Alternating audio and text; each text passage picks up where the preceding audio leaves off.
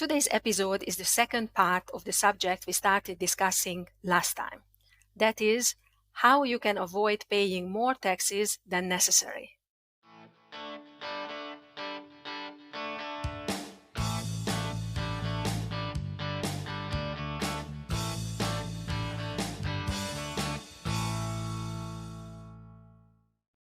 Welcome to Business Lessons in Denmark podcast, where we answer your business-related questions and provide you with information that you didn't even know you needed. My name is Rezső, a new business owner who just recently started my company, Otto Photography. And I'm here with Katalin Balog, the founder of Cool Accounts APS. Hi, Kati. How are you today? I'm good, thanks. And you? Well, not so good, to be honest. Oh, what's wrong? After our last episode, I found an app that would do my kilometer log, but it turned out that I would need to pay for it. I don't want to lose the tax deduction for the kilometers, but I don't want to spend so much money either. I understand. Sure, as a new business owner, it's important to keep your expenses low. What if you do your kilometer log in Excel?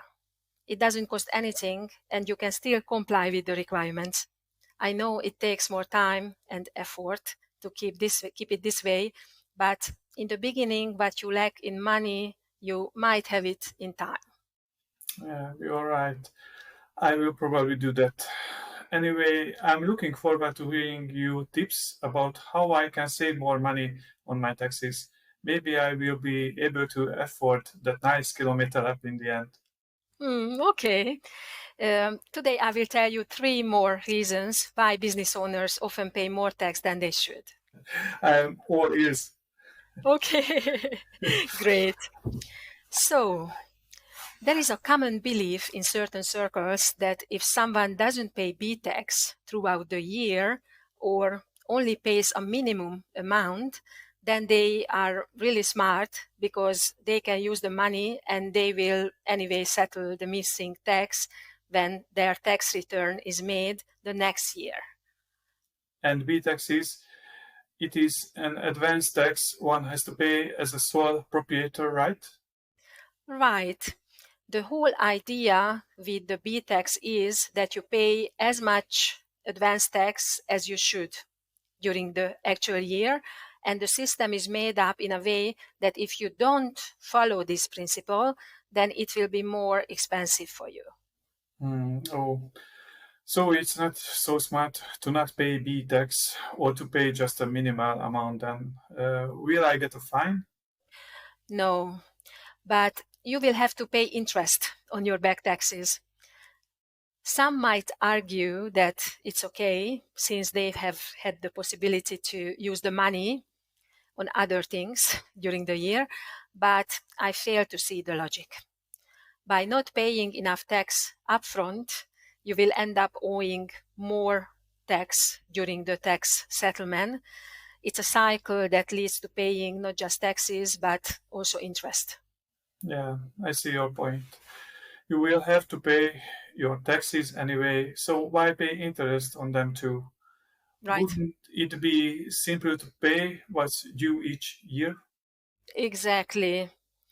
I've saw business owners paying over 4,000 crowns only in interest with their tax return. Some might say, well, okay, it's not so much, but I think 4,000 crowns is quite much just to throw out the window because essentially that's what you do. Yeah, I agree. This is too much to throw away. People work hard to earn the money only to throw it out the window. They could maybe throw it through my window instead. Yeah, or mine. Yeah, okay. And how else can I avoid paying unnecessary amount to the tax office? Well, I've seen my fair share of business owners getting fines for missing their tax deadlines. What kind of deadlines? For example, if you don't do your VAT report in time or you don't do it at all, you will get a fine. Or if you have employees and you don't report their salaries until the end of the month, things like that can cost you 800 crowns as a fine. That sounds quite harsh. Do I get a fine even if I'm late by 1 day? No, not for 1 day. The tax office usually allows a grace period on the VAT, but the fine will arrive eventually if you continue to ignore doing the report. And what if I don't have anything to report? Maybe I was only a long journey with my family and didn't work for months, or I had a bad luck and nobody wanted to have any photos taken. I didn't sell anything and I didn't buy anything, so I have no VAT to report. It's good that you bring this up, because the main source of these fines is that some business owners mistakenly think that if there was nothing, then they do not have to make the report either. But it's not so. If there is nothing to report, then you have to make a zero report. So I have to report zero. Yes, this is how the system works. Even with zero activity, taxes still need to be reported. And if you don't, then you will not only get a fine, but then the tax office will estimate how much you should have reported according to their estimation, and they will charge you with that. Ouch. This doesn't sound good. I have a feeling that their estimation might be quite generous in such a case. Well, I actually don't know. They probably have some guidelines by which they estimate the due amount. But what I know is that if you later on do your report anyway, then you can get this estimation removed. But you can't get the fine removed.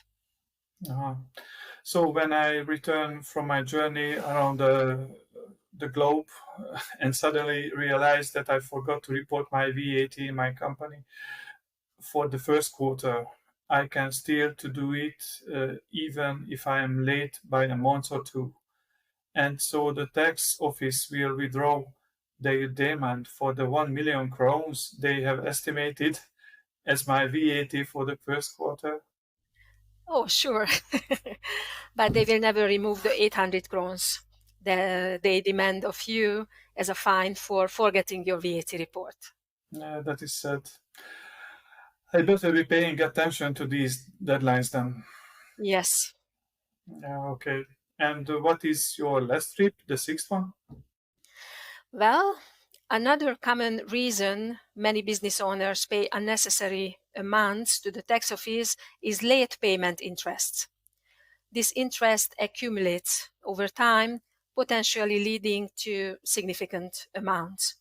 Also, late payment notices from the tax office incur a fee of 65 crowns, further increasing this financial burden. So this problem occurs if I don't pay my taxes on time.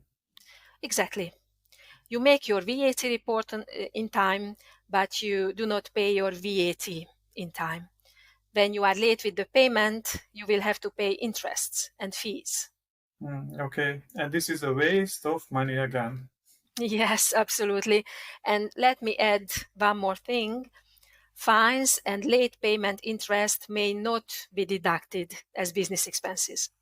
Many business owners mistakenly believe they can write off these costs, but according to Danish rules, only expenses directly related to generating, maintaining, or increasing business profits can be deducted. Paying late fees and penalties ultimately comes out of your pocket. I see. This makes them even more irritating then. Anyway, thank you, Kati, for bringing attention to these issues. I hope it will be useful for many people. Listener, what's your experience with all of this? Leave a comment on Spotify, Facebook, or YouTube and let us know. Let's learn from each other's mistakes and grow together. Yeah, exactly. That sounds great. Kati, we have one more item on the list for today. We promised to our dear listener, Gina Erdés, to talk about her duties as an employer with regard to work health and safety.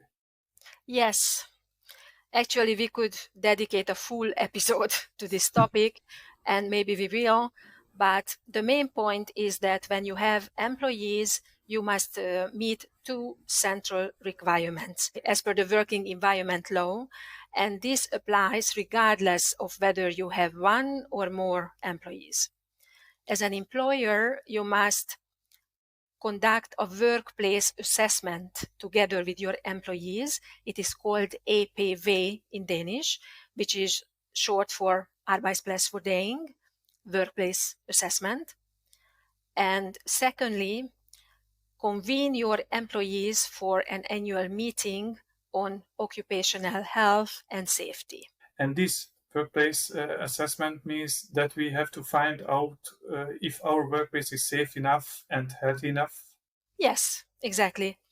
You need to identify sources of danger or sources that cause an unhealthy work environment, either physical or mental.